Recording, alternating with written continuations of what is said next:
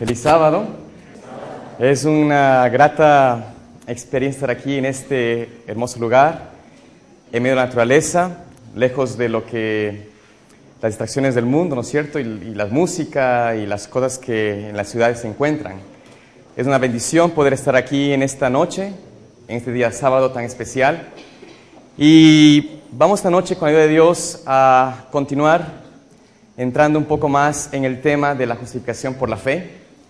Anoche hablamos y vimos lo que significaba parte de la justificación por la fe, que era ese intercambio que Dios quiere tener con nosotros, el quitar nuestro pecado, nuestra culpa, el quitar nuestra conciencia del pecado y poner en nosotros su justicia, darnos la oportunidad de no ser impíos, sino ser hijos e hijas de Dios.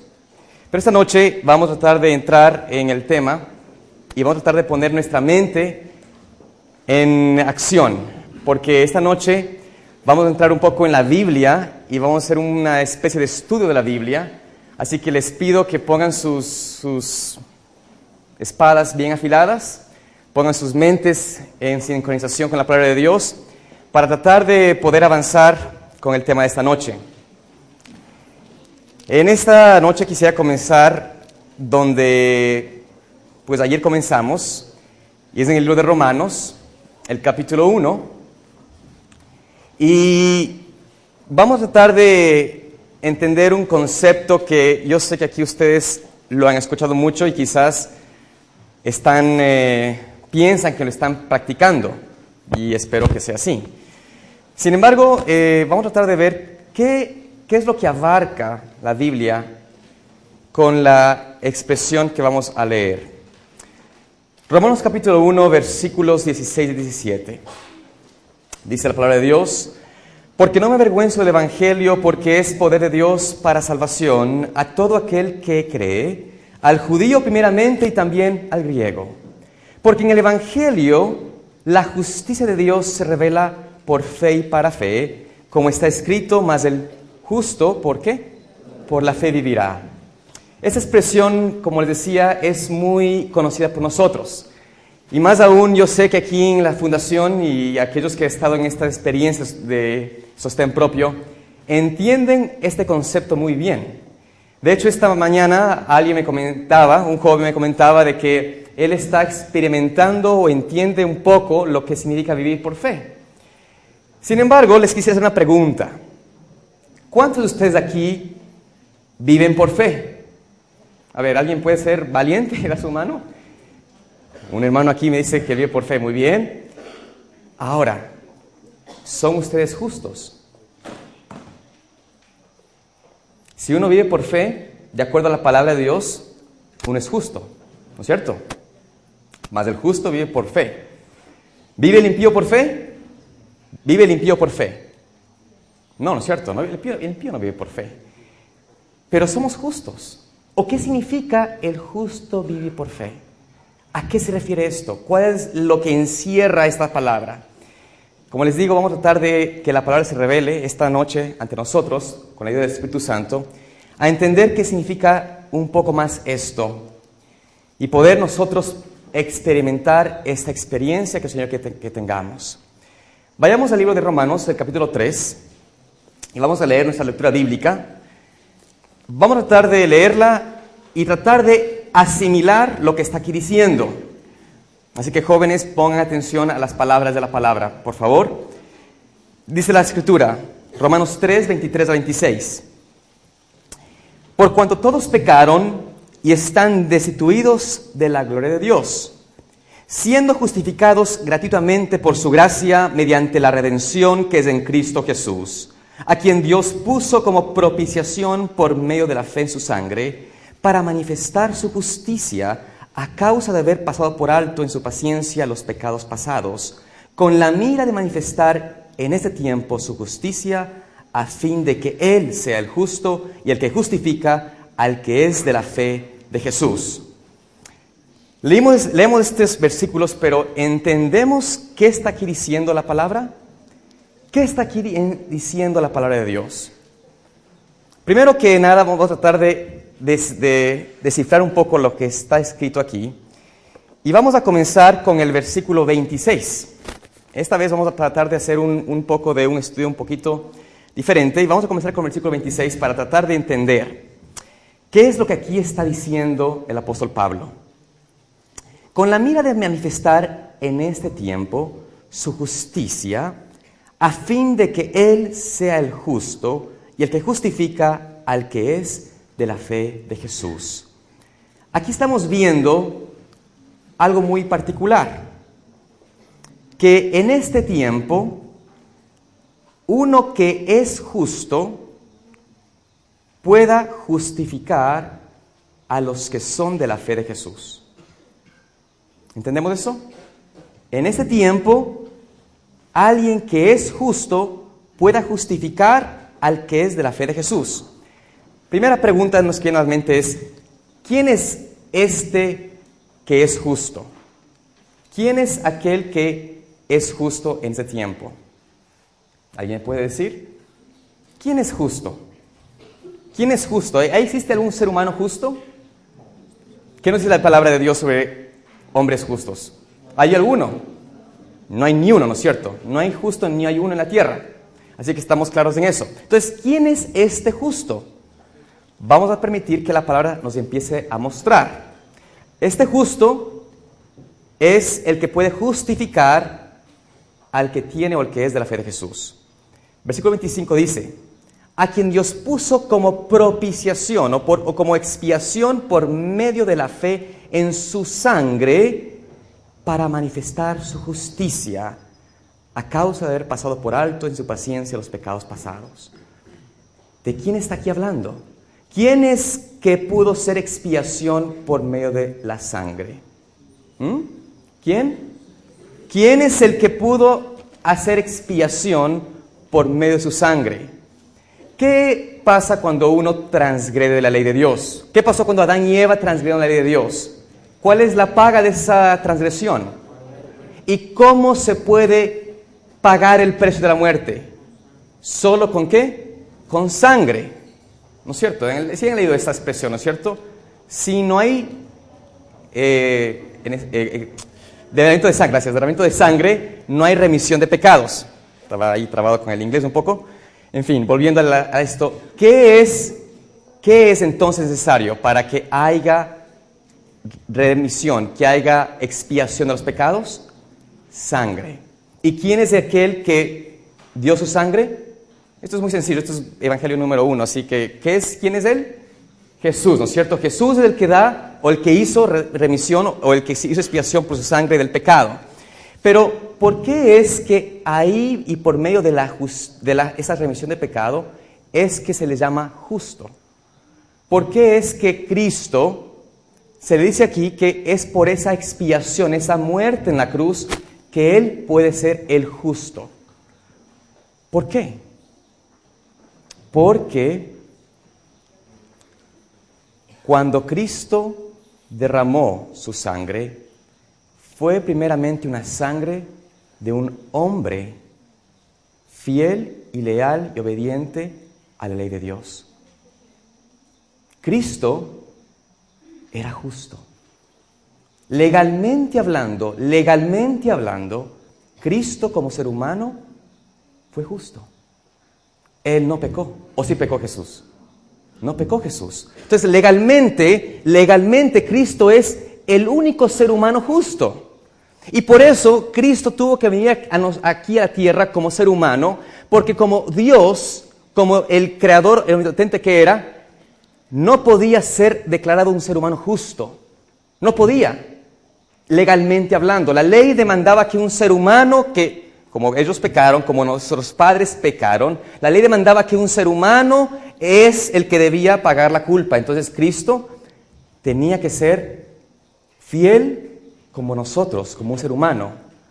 Y entonces, al Él pagar con su sangre de un hombre justo, se le llama y se le da el título de justo. Y por eso, Él puede darnos, compartirnos su justicia. Ahora bien, la sangre de Cristo es necesaria porque el versículo 24 nos dice, siendo justificados gratuitamente por su gracia, mediante la redención que es en Cristo Jesús. ¿Quién es el que nos dio la redención? ¿Quién es el justo? ¿Quién es el que murió en la cruz? Cristo Jesús. Porque, versículo 23, todos pecaron y están destituidos de la gloria de Dios. Todos pecamos. Todos hemos pecado. Aquí no hay ni uno que no ha pecado, ¿no es cierto? Todos hemos pecado. Pero ¿qué más hace la sangre de Cristo? ¿Qué más hace legalmente la sangre de Cristo? Aparte de poder traspasar y darme su justicia cuando yo clamo y acepto su sacrificio por mí. ¿Qué más hace? Porque ustedes recordarán que en el Antiguo Testamento, desde que murió, o desde que pecaron Adán y Eva, ¿qué sucedió en ese momento, en ese mismo día que ellos pecaron? ¿Qué pasó? ¿Qué hizo Dios? ¿Qué les mostró Dios a ellos? Que había que hacer un ¿qué? Un sacrificio. ¿Cómo se vistieron Adán y Eva? ¿Con pieles de qué? De cordero, ¿no es cierto? Cristo mismo les mostró, les enseñó lo que debían ellos hacer en una forma diaria o constante para poder darse cuenta del pecado y la consecuencia del pecado y lo necesario que es la sangre de un justo a través de los sacrificios. Pero los sacrificios de corderos y de bueyes y de machos cabríos que se hicieron y se instituyeron con la orden de los levitas y del santuario, era algo que era una lección. Pero ¿podía esa sangre de esos carneros, esos corderos, salvar a alguien, justificar a alguien legalmente? Vamos a ver lo que nos dice el libro de Hebreos, el capítulo 10. Y tratemos de dejar que la Biblia nos enseñe un poco al respecto. Vamos a tratar de entender qué más significa la sangre de Cristo. Hebreos capítulo 10. Y vamos a comenzar leyendo el versículo 4. Hebreos 10, versículo 4. Pongan atención, por favor, no puedo perderles aquí. Es importante que estemos en sincronización aquí en esta noche. Versículo 4 dice, porque la sangre de los toros y de los machos cabríos no pueden ¿qué? ¿Qué dice ahí? No pueden ¿qué? Quitar los pecados. Ok, la sangre, ¿no es cierto? Y ustedes pongan a pensar ¿cuántos sacrificios se hicieron? Miles. ¿Cuánta sangre se derramó? Pero por más que llamaran sangre inocente de animales inocentes, de animales que eran criados quizás cercano a una persona, que una cordero sin manchas, sin ningún tipo de cuita o de alguna deformidad, un animal perfecto, se puede decir así. Por más que se sacrificaba ese animal y el dolor que causaba al ser humano tener que matar a ese animal, tomar esa sangre, por más que se hacía eso y se hicieron miles de estos sacrificios, la sangre de esos animales, ¿qué? ¿Podía quitar el pecado? No. Ok, eso entendemos.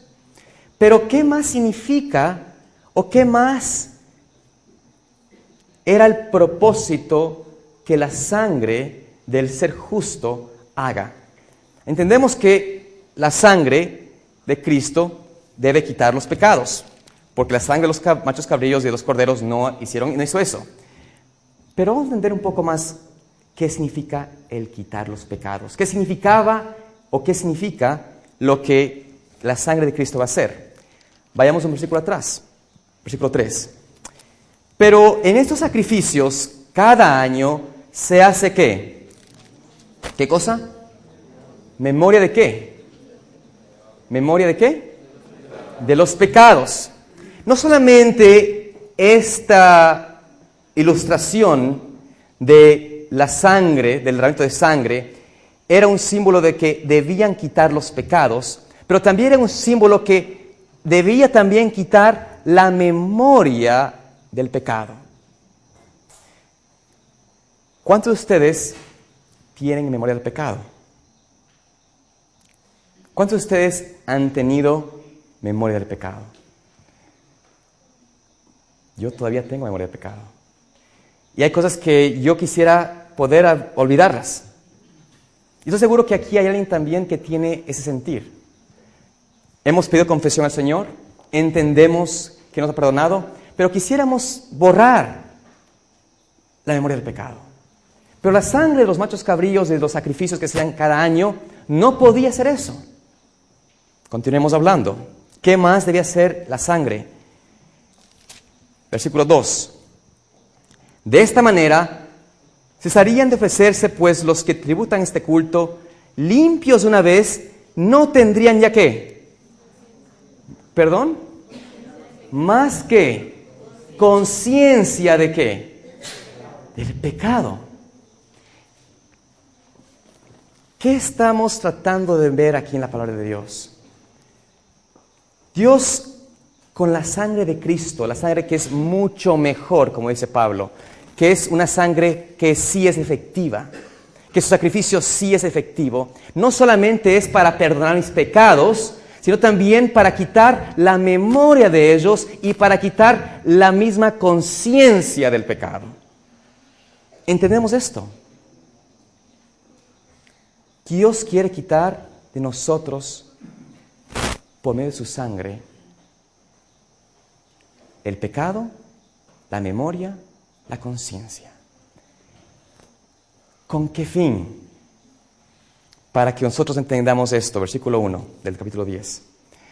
Porque la ley, teniendo la sombra de los bienes venideros, no la imagen misma de las cosas, nunca puede, por los mismos sacrificios que se ofrecen continuamente cada año, hacer ¿qué? ¿Hacer qué? Perfectos. ¿Cuál es otra palabra para perfecto? Exactamente, justo. Cuando uno es justo, uno es perfecto. Y Cristo y su sangre no solamente quiere perdonar el pecado nuestro, pero el propósito de la sangre de Cristo era también necesaria para poder quitar la memoria, la conciencia, para que yo pueda legalmente ser perfecto y justo. Voy a hacer una pregunta aquí. En este momento, ahora, actualmente, ¿existe memoria del pecado nuestro? Digámoslo, en nuestra mente está, pero también ¿dónde está? ¿Existe un lugar donde está escrito nuestros pecados? ¿Sí o no? Cierto que sí, entendemos eso. Está escritos nuestros pecados. Ahora, nosotros por fe, ¿no es cierto?, aceptamos a Cristo, pedimos perdón por nuestros pecados, su justicia nos cubre, pero todavía está el récord en el cielo. Todavía está ahí. Hasta que Cristo haga ¿qué cosa? Expiación. Borre del récord completamente. Vamos a tratar de eso entenderlo de una forma legal. ¿Alguien de ustedes alguna vez ha estado en la cárcel por alguna razón? No quiero que me digan por qué, pero ¿han estado una vez en la cárcel alguien aquí? ¿No? Nadie. Wow. Muy fieles al Señor, me parece, digamos a Dios y a las leyes. Perfecto. Bueno, un hermano acá. Yo también he estado en la cárcel. Así que no se preocupen, no es tampoco de tantos delincuentes, ¿no? O sea, miren, ¿cómo uno puede salir de la cárcel? Bueno, con abogado, ¿no? Pagando palancas o quien sea. Bueno, yo les voy a contar mi experiencia, cortita, tratar de ser lo más corto posible porque sé que el tiempo es largo y digamos, es tarde y no quiero alargarles. Pero para yo poder salir de la cárcel, eso me sucedió hace años, cuando tenía apenas 19 años. Sucedió que a mí tuve un accidente de tránsito donde estaba manejando en una carretera, esto fue en Honduras, como les digo, en el año 99. Y estaba manejando en Honduras en una carretera, pues, no muy buena. Y era un día sábado y de repente decido rebasar a un carro que estaba yendo bastante lento. Y cuando estoy rebasando este carro, el conductor del vehículo, sin mirar ni a mí o nada por el estilo, decide hacer un giro a la izquierda. Yo ando por la carril izquierdo y él curva hacia la izquierda totalmente para entrar a una calle de tierra que ni veía en realidad. Obviamente traté de esquivar el vehículo, pero ya fue demasiado tarde, nos dimos un golpe diagonal. Yo no iba tan rápido, pero sí al rebasar, pues uno va a unos 60, 50, 60 kilómetros por hora. Entonces, en fin, fue un choque medio fuerte. el carro mío se fue a un lado y el de él se fue para otro lado. Al principio dije, wow, ¿no? Qué tremenda cosa. En sábado estoy aquí solo, no tengo a nadie. Qué lío. Pensé que al principio, bueno, por lo menos estoy vivo, estoy bien, no me pasó nada, gracias a Dios. Cinturón de seguridad, pero el carro dañado, ¿no? Y el carro era de una institución y realmente estaba alquilado. Entonces, preocupado por eso, por qué va a pasar, en fin. Salgo del carro y veo que el otro carro también está parado, también tiene daño, pero no era aparentemente nada grave. Sin embargo, ¿qué sucedió? Esta persona había tenido, no me fijé yo de esto, 2 niños en la parte de atrás. Era una camioneta doble cabina con un balde, ¿no? Entonces, 2 niños en la parte de atrás que al impacto salieron volando. Sí. ¿Y qué pasó? Yo no me fijé de esto, pero habían caído en el pavimento. Cuando yo no me fijé de esto, entonces estaba preocupado, estoy viendo el carro, ¿no? Digo, ¿cómo este hombre hace esto? Empiezo a pensar, ¿no? Y a ponerme un poco molesto por esto. Empiezo a escuchar ahí una gente que empieza a gritar, se murieron los niños, algo así, ¿no? Yo digo, se murieron los niños, y empiezo a ver, y vi un poco de gente que venía corriendo por todo lado a ver, bueno, me imaginé estos 2 niños que estaban ahí, en el piso. Se me paró el corazón realmente, nunca he sentido algo así, como una cosa que viene sobre uno que le queda a uno frío, se le baja la presión, se quiere desmayar, es algo rarísimo. Y me acuerdo que me tocó quedar ahí porque dijeron, ahora va a la cárcel. Bueno, había mujeres, ¿no?, que sin saber nada te acusan y te empiezan a gritar, que no sé qué. Bueno, todas las cosas que uno pasa por esas experiencias tan feas. Sin embargo, tocó esperar a la policía y, bueno, la policía vino. Me llevó al calabozo y créanme que fue una experiencia terrible. Eso contaré en otra ocasión cómo fue esa experiencia. Pero, en fin, estuve en la cárcel y no quería estar ahí. ¿Quién quiere estar en la cárcel? Nadie. Pero la única manera de yo poder salir libre y poder estar libre para siempre era si la evidencia en mi contra era quitada. Si podía demostrar que yo era inocente. En otras palabras, la acusación y la evidencia que pesaba en mi contra era removida. Es la única forma legal para una persona tener plena libertad. ¿Entendemos el concepto de legalidad? Para usted va a estar en un tribunal donde un juez y usted está acusado de un crimen, de un delito. Para usted poder ser libre, tiene que demostrar y tiene que haber, mejor dicho, tiene que no haber evidencia en contra suya. Entonces, volviendo a lo que estamos hablando de la legalidad de nosotros, de nuestros pecados. Mientras exista un récord en el cielo contra mí, mientras exista en el récord en el cielo mis pecados, legalmente yo no tengo derecho a estar ahí. Por fe, yo acepto que Cristo y su justicia me cubre. Y por fe yo acepto que Cristo y su sacrificio y su sangre toma mi lugar y por ende puedo ser declarado justo por el Señor. Pero cuando dice la palabra de Dios que el justo vivirá por fe, es porque nosotros tenemos que entender que para poder ser justos, para poder estar legalmente con el derecho a ir al cielo, hoy por hoy, por fe, tenemos que vernos a nosotros sin el pecado. Y Dios quiere que la sangre de Cristo haga una labor más profunda que simplemente el perdón. Quiere quitar la memoria, quitar la conciencia del pecado. Por eso dice la palabra de Dios en el capítulo 10 de Hebreos, versículo 16. Este es el pacto que haré con ellos después de aquellos días, dice el Señor. Pondré mis leyes en sus corazones y en sus mentes las escribiré. Añade, y nunca más que me acordaré de sus pecados y transgresiones, pues donde no hay remisión de estos, no hay más que ofrenda por el pecado. Lo que Dios hace es algo tan especial. Y aquí quiero que entendamos algo. ¿Tiene Dios una limitación de tiempo? ¿Tiene Dios una limitación de tiempo? ¿Han entendido ustedes el concepto cuando Dios dice, yo soy el Dios de Abraham, Isaac y Jacob?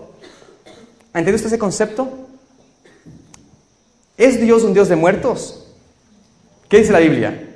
Dios es un Dios de vivos.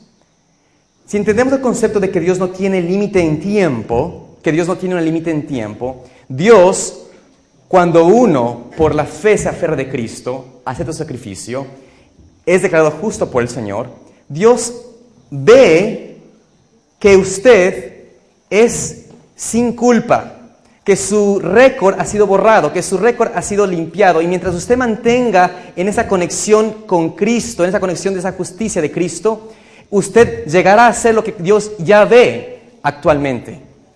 Pero lo que nosotros tenemos que entender es de que Dios va a efectuar y desea efectuar en nosotros esa limpieza que nos quite no solamente el pecado, pero también la memoria y la conciencia del mismo. Yo conocí de un señor que me contaba, era un hombre grande, un hombre corpulento. Yo no sé, aquí no he visto a nadie así. No tan, bueno, era un hombre que hacía pesas y hacía ejercicios y hacía todo esto de joven, era un hombre bien de grande. Y este hombre con una voz fuerte, ¿no? Una vez, después de una predicación, me dijo, por favor, quisiera hablar con usted. Entonces, yo al lado de él, parezco enano comparado a él. Y me senté con él y hablamos, y le digo, bueno, cuéntame. Entonces empieza a decir, yo hace mucho tiempo fui adventista, hace más de 20 años que fui adventista, y tuve una experiencia muy linda en la iglesia. Conocí de Dios, aprendí del sábado, y siempre tuve experiencias hermosas con mis amigos, con los jóvenes de la iglesia. Pero por enamorarme de una muchacha de la iglesia, que después me prohibieron verla, me despeché y me fui de la iglesia. Y me entregué al mundo, a todo lo que el mundo ofrece. Pero mi madre me cuenta, se casó con un hombre. Este hombre era un hombre de lo peor que puede existir. La cloaca del mundo este hombre era. Pegaba a mi madre, le golpeaba, le hacía hacer santería, hechicería, brujería, le hacía cosas que yo no te puedo decir, pero son cosas espantosas, horribles. Y yo a este hombre lo odiaba. De hecho, lo odio. Porque este hombre mató a mi madre. Este hombre acabó con la vida de mi mamá.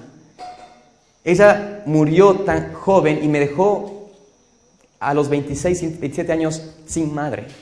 Yo a este hombre, hasta el día de ahora, lo odio. Y cada vez que escucho un mensaje y estoy viendo la iglesia, no puedo dejar de pensar en el odio que siento contra este hombre. En lo que él me hizo, en lo que él hizo a mi madre, en la forma como él destruyó la vida de mi madre y aún mi vida. Y este hombre, claro, empezaba a llorar de una manera incontrolable. Decía, yo tengo unas rabias, una ira que viene sobre mí, que tengo que salir de mi casa y golpear y patear y hacer lo que sea para poder sacar esta ira que tengo. Y siempre que pienso es que me viene algo, una cosa equivocada en mi vida, algún problema en mi vida, me recuerdo de este hombre y de este odio que le tengo y de esta cosa que quiero destruir algo, quiero matarlo, quisiera ir a ver y poder vengarme con él. ¿Qué hago? ¿Qué puedo hacer? ¿Qué es lo que debo hacer? ¿Qué podemos hacer nosotros? Quizás usted no tiene algo como esto, pero ¿qué podemos hacer nosotros? Todos tenemos memoria del pecado, pero Dios nos promete a nosotros que si empezamos a entender lo que significa la fe y vivir por fe, entenderemos que Dios lo que quiere es quitar de nuestra conciencia el pecado, quitar de nuestra memoria el pecado, quitar de nuestra vida el pecado. Dios no solamente nos declara justos, pero nos faculta para mantenernos, hacernos realmente justos. Y por eso el justo vive por la fe. Y la Biblia menciona que hay 3 cosas. Hay fe, esperanza y amor. Y cuando entendemos este concepto de que hoy por hoy, usted y yo vivimos por fe, ¿viviremos siempre por fe? ¿El ser humano vivirá siempre por fe o no? ¿Vivirá siempre el ser humano por fe? La fe es solamente hasta que Cristo regrese. Hasta ese momento, el justo vive por fe. Y la esperanza es hasta ese momento también. Por eso dice Pablo, de los 3, el amor es más grande. Porque ese nunca termina. Pero nosotros ahora por hoy, usted y yo tenemos que aprender a entregarnos, a poder, a entender. Y nos dice el versículo 22. Acerquémonos con corazón sincero, en plena certidumbre de fe, purificad los corazones de mala conciencia y lavad los cuerpos con agua pura. Este lenguaje de Dios es un lenguaje que quiere que sea realidad en nuestras vidas. Dios quiere que nosotros podamos entender en nuestra mente, en nuestra memoria, en nuestro pensamiento, que Dios desea limpiar, expiar de nuestra conciencia el pecado. ¿Y saben qué? Déjenme decirles, cuando Cristo termine la obra en el santuario, el ser humano que ha sido justo en fe será justo todavía. Será declarado justo para siempre.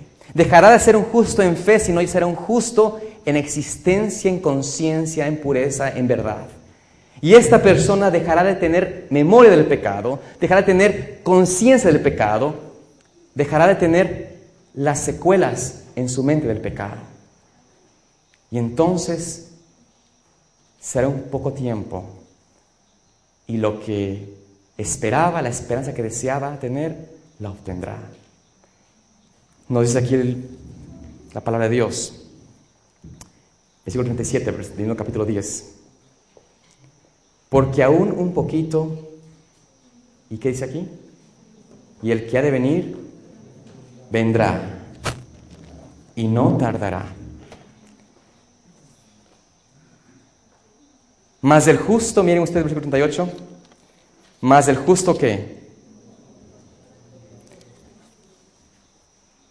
¿Mas el justo qué? Vivirá por fe. ¿No leímos esto al principio? Claro que sí. Mas el justo vivirá por fe. Pero si retrocediere, ¿qué pasa? No agrada mi alma. Mis queridos amigos, hermanos, ¿podemos nosotros hoy retroceder? Dios no quiere que usted haga eso. ¿Estamos retrocediendo? ¿Cómo es nuestra experiencia cristiana? ¿Es la experiencia cristiana nuestra una experiencia de una inercia religiosa? ¿De una inercia religiosa porque estoy aquí o porque mis padres fueron adventistas, me criaron así y mi costumbre es esta?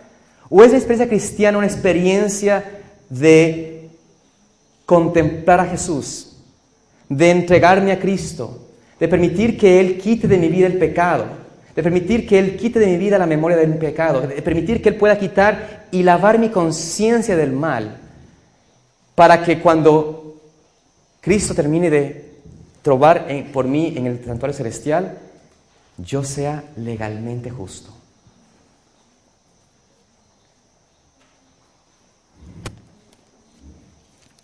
Versículo 39. Pero nosotros no somos de los que retroceden. Ojalá que no. Nosotros no somos de los que retroceden para perdición, sino de los que tienen fe para preservación del alma.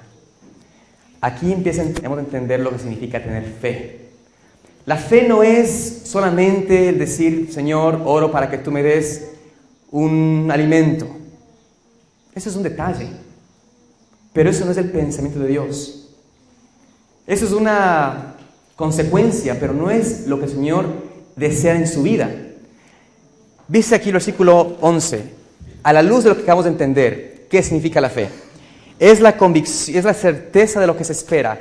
¿Qué es lo que se espera? ¿Qué es lo que usted ahorita espera? ¿Qué es lo que uno dice? ¿Qué es lo que uno espera en lo que acabamos de entender? ¿Qué es lo que uno espera? Que la conciencia y la memoria del pecado, ¿qué cosa? ¿Sea qué? Sea borrado. Eso es lo que Dios quiere quitarles de ustedes, porque eso es lo único que impide que usted esté en el cielo, es eso. Que todavía nuestra mente y todavía existe una memoria y todavía existe un récord en el cielo del pecado. Entonces, por la fe, dice aquí la palabra, la certeza de lo que se espera es esto, de que Dios quite de mi mente, quite de mi memoria, quite de mi conciencia el pecado, que pueda quitarlo, limpiarlo y claro, en el cielo también ya no exista más récord de mi pecado. Esa es la certeza, esa es la fe realmente. Y lo que uno debe clamar al Señor y tener esa confianza, seguridad. Y pedir al Señor que haga en mí esta transformación, este cambio, este intercambio que hablamos ayer, que hagan en mí realmente eso, en mi persona, en mi corazón, en mi conciencia. La convicción de lo que no se ve. No vemos todavía eso, pero tenemos convicción. Para que una convicción sea algo sostenible en nuestra mente, algo sostenible, algo real en nuestra mente, debemos empezar a pensar, a clamar, a hablar, a dialogar con el Señor, a suplicar al Señor y por visión, por fe, poder decir, Señor, yo quiero que quites de mi mente el pecado, que quites de mi mente la conciencia del pecado, que quites de mi mente el deseo del pecado, que quites de mi mente el deseo del mal. Quita, Señor, esto, purifica mi vida. La oración de David tiene una connotación mucho mayor en este caso. Renueva, quita, haz algo nuevo en mí. Mientras usted hace esa oración, esa entrega diaria, su existencia y su vida con el Señor es segura, es de un ser justo, es de un ser justo por fe.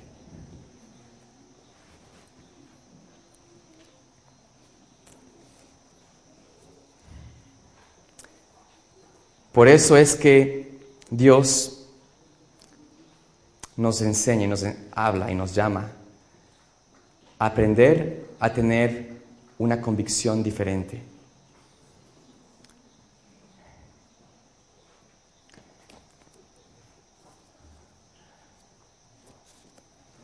Ahora miren ustedes algo interesante. Versículo 2 del capítulo 11. Porque por ella, por la fe, alcanzaron buen testimonio los antiguos. Sin embargo, y empieza a hablar aquí Pablo de todos los hombres de Dios, y de todos los hombres que murieron, y de todos los fieles al Señor que tenían fe en este concepto. Pero estos hombres, Abraham, Noé, Isaac, Jacob, José, Moisés, sí, Abraham, exactamente. Todos ellos, Rahab, Gedeón, Barak, Sansón, David, Samuel, en fin. Todos estos, versículo 39 dice lo siguiente, 38 mejor, de los cuales el mundo no era digno, hombres fieles al Señor, por fe vivieron, entendieron este concepto, aprendieron, pero por la fe, dice, y en los cuales el mundo no era digno, errando por desiertos, por los montes, por las cuevas y por las cavernas de la tierra, y todos estos, aunque alcanzaron buen testimonio mediante la fe, no recibieron ¿qué cosa? ¿Qué es lo que no recibieron ellos? ¿Qué es lo que no recibieron ellos? Esta experiencia de el borramiento de la conciencia del pecado. Todavía no, porque murieron sin haber podido recibir lo prometido todavía. ¿Qué es lo que realmente buscaba Abraham? Ser padre de naciones y tener a su descendencia. ¿Es lo que buscaba Abraham? Lo que realmente buscaban y buscaron es librarse del peso del pecado. Y por fe lo alcanzaron. Pero en la actualidad, en la realidad, todavía no. Y por eso nos dice aquí está la palabra de Dios claramente. Dice, proveyendo Dios, versículo 40, alguna cosa mejor para nosotros, para que no fuesen hechos perfectos sin nosotros. Pablo aquí nos hace aquí un llamado de cierta manera. Todos esos hombres fieles, desde Adán hasta la hermana Juair y los que han muerto hasta ahora, todos ellos no pueden ser perfectos. ¿Y qué era perfecto? ¿Qué significa la perfección? De acuerdo a lo que leímos en el capítulo 10. Sí, justo, pero ¿qué? El no tener conciencia del pecado, el no tener memoria del pecado, el no tener pecado. Todos estos no pueden ser perfeccionados sin usted y yo. Jóvenes, valientes se llama, ¿cierto? Aquí el seminario, este ministerio. ¿Son suficientemente valientes para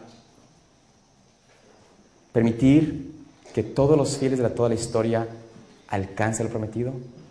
Está en ustedes, está en mí.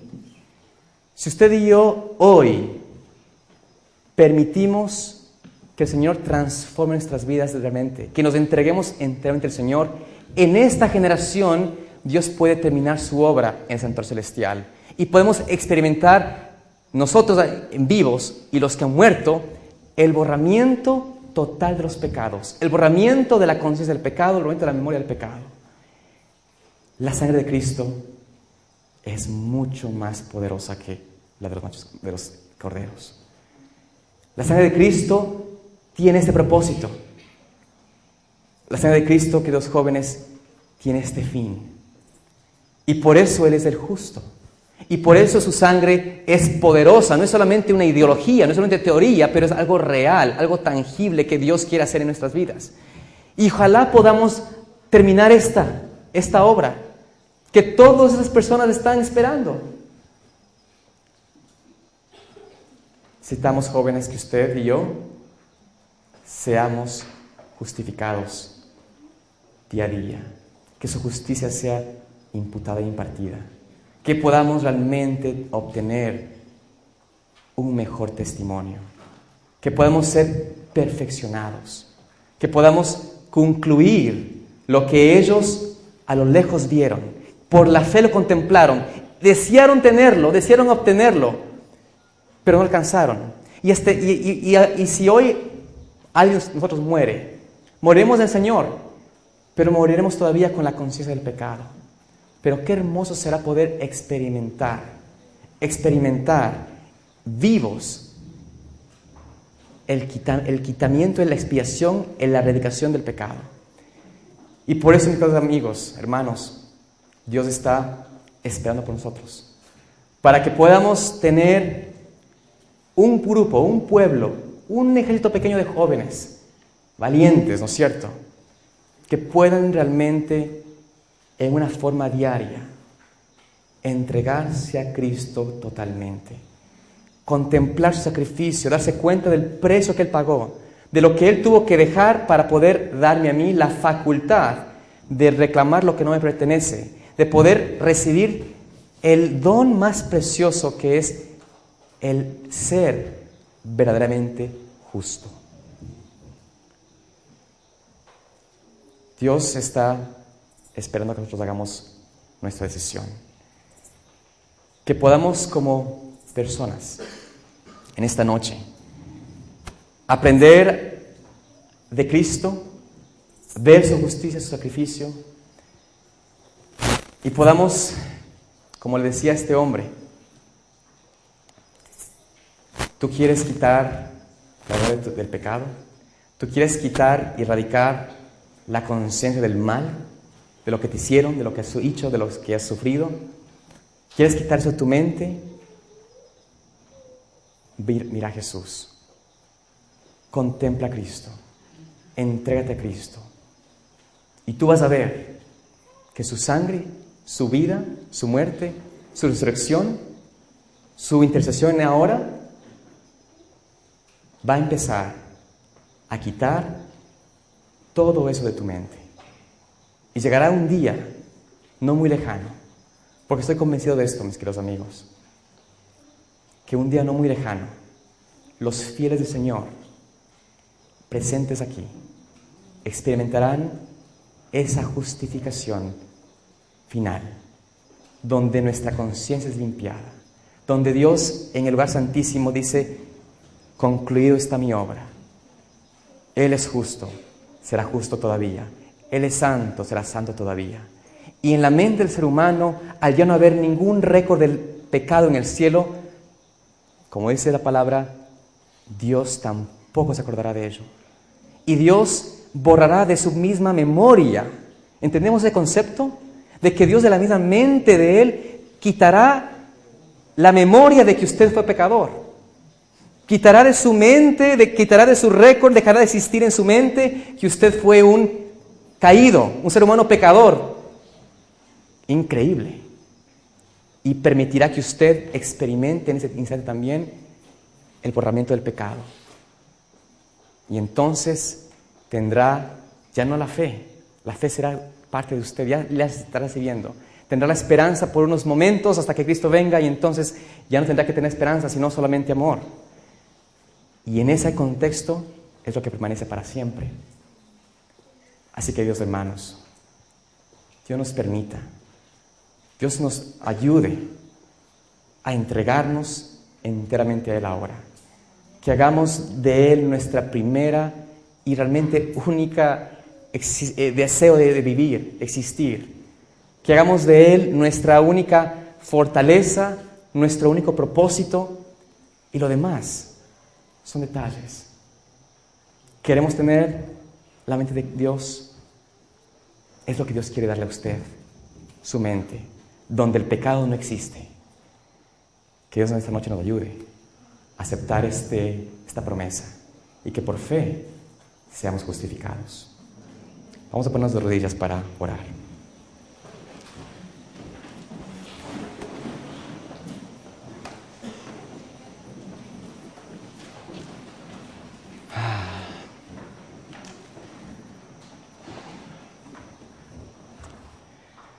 Amante Padre Celestial,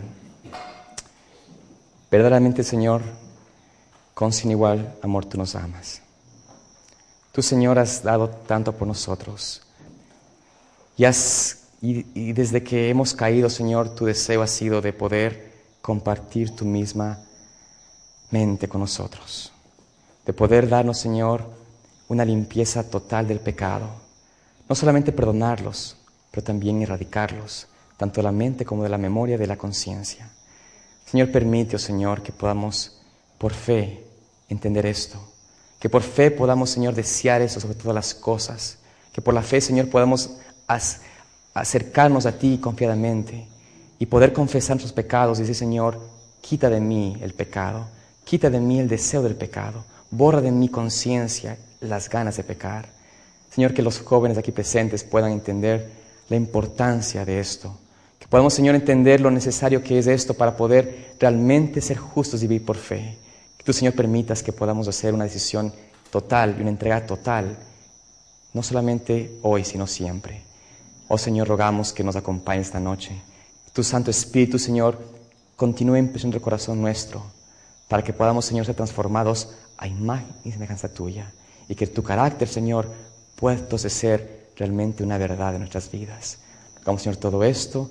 Perdona los pecados, oh Dios, y no tengas siempre, Señor, recuérdanos con misericordia, con tu amor, para que podamos, Señor, ser apartados de ti. Rogamos todo esto en el nombre de Jesús. Amén.